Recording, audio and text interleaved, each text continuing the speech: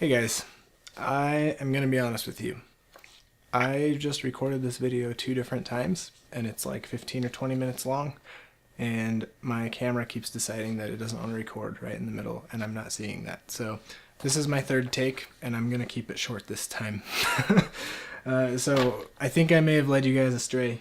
I'm kind of want to set the record straight. So as I've been reading responses to my posts on the Cast Bullets forum over the past week or so, I discovered some things. I discovered that there's like a decade-plus long feud between some prominent members on the forum about 2 different approaches to getting cast bullet accuracy, basically. It's just kind of an agreement that's been going, or a disagreement that's been going on for a really long time. So I'm just going to kind of fill you in on both sides of the argument. One party says this: so no cast bullet can withstand RPMs higher than 140,000 rotations per minute ever without losing accuracy. No cast bullet can do that. So that's why we have to shoot reduced loads with cast bullets compared to like jacketed. Because as soon as you hit a certain velocity, due to your barrel twist, you're getting too much spin and your bullet can't be accurate at that point. And that also explains, in theory, why slower twisted barrels work better for cast bullets, because you can push it faster before it's spinning too fast. So according to this theory, I'm going to call this the RPM threshold theory. According to this theory, the best optimal range of spin for any cast bullet is going to be somewhere in the range of 125,000 to 140,000 rotations per minute, maybe even lower for some bullets. So anytime you ever go above that threshold by pushing the bullet too fast, you're never going to be able to shoot it accurate anymore. That's what this theory states. Now, let's dissect this for a second and kind of see how that's holding up with my own tests so far, and not just with the 223. So, start with my Mosin Nagant. This is my beautiful Mosin Nagant rifle. It is a fun gun. I have one really good accurate load that I've developed for this gun thus far. I like to call it Lenin's lipstick. But I digress. So that load is 23.0 grains of IMR-4227. So that gives me an estimated velocity of 1738 FPS using the Lee 312 or .312 185 grain projectile. So 185 grains, that's heavy for the caliber, heavy for the cartridge, so I guess really I should be calling it Tchaikovsky's Thunder. Anyway, so with my Mosin, I'm shooting 1738 FPS. There's a really easy formula to figure out RPMs. If you know the barrel twist, which I do, and your muzzle velocity, which I think I do. The formula is this: muzzle velocity or in feet per second times 12 divided by twist times 60.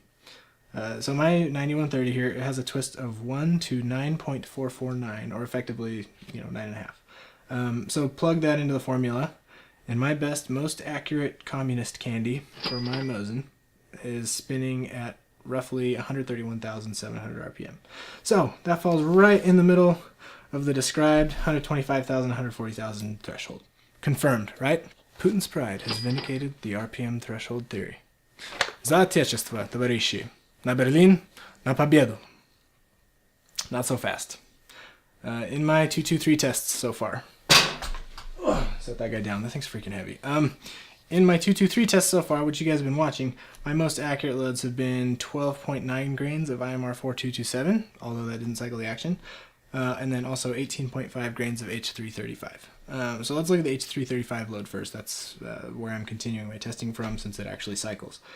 This load is estimated to be in the range of 2018 FPS, so that comes out to 161,440 RPMs, which is well past the max of 140K. So you saw this target though. Let's be fair here. You're looking at this target. This is not impressive shooting. The fact that this is my best accuracy so far is kind of embarrassing.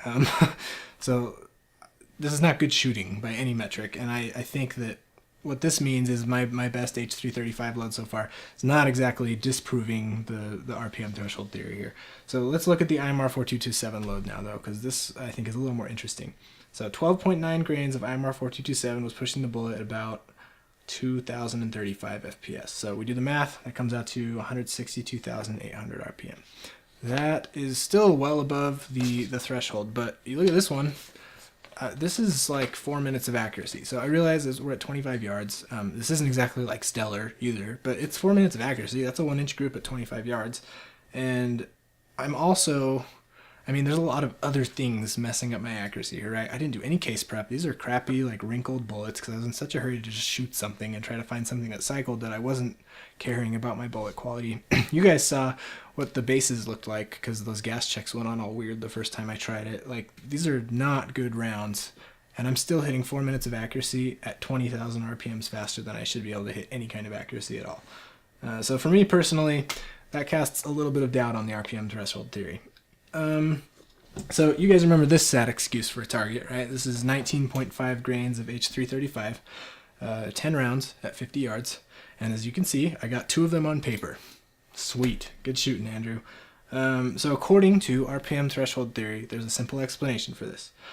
These projectiles were spinning at upwards of 173K rotations per minute. And that is what made me totally miss 8 out of 10 shots. Maybe that's the case, right? Maybe. But let's look at the other side of the argument here, because this other camp kind of has alternative explanations for all of this stuff too, and I think it's worth knowing both sides of the argument. So according to the opposing camp, the opposite side of this argument, the only reason that high RPM would ever throw off your accuracy with any projectile, cast, jacketed, or otherwise, is if your projectile is already exiting the muzzle unbalanced in some way. So even then, you know, you'll lose your accuracy, but RPMs are not the root cause of that. They're magnifying the effect of an unbalanced projectile, perhaps, but they are not the root cause of why you can't shoot it accurately. The root cause is that your bullet is unbalanced when it leaves the muzzle. So on the other side, if your projectile is balanced, you can spin it as fast as you want. It would take an astronomically higher rotations per minute, way, way higher than 140,000 rotations per minute, to mess up your accuracy as long as your bullet is balanced. So what that means is you could theoretically push a cast bullet as fast as you want. You don't have to limit yourself to FPS as long as you're doing your due diligence to get the bullet to exit the muzzle. According to this balanced bullet theory, you can basically spin a projectile as fast as you want. It doesn't matter. You'll never lose your accuracy basically at any realistic RPM unless your bullet is unbalanced to begin with. So getting a bullet balanced enough to exit the projectile or to exit the muzzle accurately or balanced, that is tricky. It takes a lot of reloading prep. Super high quality bullets, super flat bases, just the right alloy, super slow powder so you're not deforming the base of the bullet when you pull the trigger. All sorts of things go into it. It's a lot of work. But and then even during shooting, like if your bullet scrapes against the feed ramp too hard while it's getting chambered, like that could do it. So there's a lot of things that could go wrong, but the idea basically being don't worry about RPMs as long as your bullet quality is good enough. So according to balanced bullet theory, this sad, wretched excuse for a target is a result of crappy bullets. And, you know, spinning those crappy bullets at 173,000 RPM probably didn't do me any favors, but that wasn't the root cause of my loss of accuracy, my 2 out of 10. So I'm not really inclined to just pick a side with this argument and just accept what they say. I'm not really interested in joining the argument either. I just want to find an accurate load for myself. So I think I was wrong to just assume there's an inherent RPM limit with cast bullets that means you can't shoot them as fast as you want. That may not actually be the case. So without knowing specifics, I was basically, on all my videos thus far, just kind of accepting the RPM threshold theory as fact. So apparently some of the people on the balanced bullet theory side of things have been shooting a 55 grain 223 projectile cast out of a 1.7 twist AR at 2700 FPS and achieving great accuracy.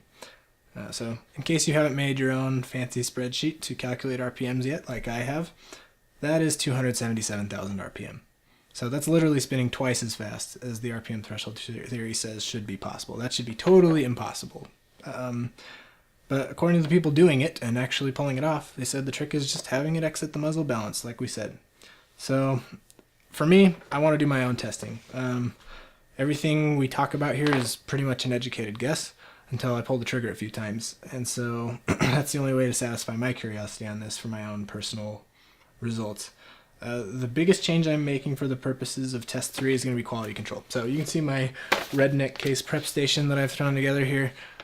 Case prep sucks, by the way. I've never done case prep before. It's so boring and tedious. But I'm sorting head stamps, trimming everything to length, chamfer, deburr, all that stuff. I'm swaging my, I don't have that thing chucked up anymore, but I'm swaging my primer pockets now on the military crimp brass with the RCBS die that swages your primer pocket. So hopefully I won't have trouble seating my primers anymore. That should help with my accuracy as well. And then I'm also just doing a lot more quality control on my bullets. You know, when I was first starting off with this, you guys saw the pictures. Like, these bullets were crappy. They were not culled well. I wasn't throwing out the ones that had wrinkles or deformations or anything, so I'm sure that wasn't helping. So kind of stepping up the game on quality control overall, and my goal has not changed. I want to get a 55 grain, cheap, easy to load 223 projectile that I can shoot at 2 minutes of accuracy at 100 yards. If I can do that, that is the goal for this entire set of videos and this whole load development for me. And obviously I want to be able to cycle the action as well. So I think I'm going to skip the fancy $60 super expensive perfectly straight seating die for the time being, but I'm optimistic. I'm optimistic that my future testing, which is all going to be done in about the 160,000 RPM range, well above what should be theoretically possible according to RPM threshold theory. If I can get 2 minutes of accuracy at 100 yards out of that, sweet, I'm done. And if I can do that, I think for my own purposes, I'm going to stop worrying about RPMs and put all of that worry and effort instead into trying to get a balanced bullet at the muzzle. So there you have it. I've got some test loads coming your way. These bullets, right here actually, they need to age harden for 2 weeks. So I'm not going to be able to load them or shoot them for a little while. But as soon as I actually do get out to the range and try these out, I'm really optimistic and hopeful I can get good results with them. And I will, of course, have another video for you guys. So to end off today, I would like to sincerely apologize for the number of Soviet Union puns I shoehorned into this video while I was talking about my Mosin Nagant. It's just, every time I pick up one of my Kremlin kisses, I lose all self-control. It all goes downhill from there, so I'm very sorry. But I will have another video for you guys once I shoot my next set of tests. Thanks for watching. Siberian Sparklers, Stalin's Surprise, Fidel's Firecrackers, Hitler's Hindrance, Mark's Missiles. Okay, I'm done. Na zdrowie, towarzysze.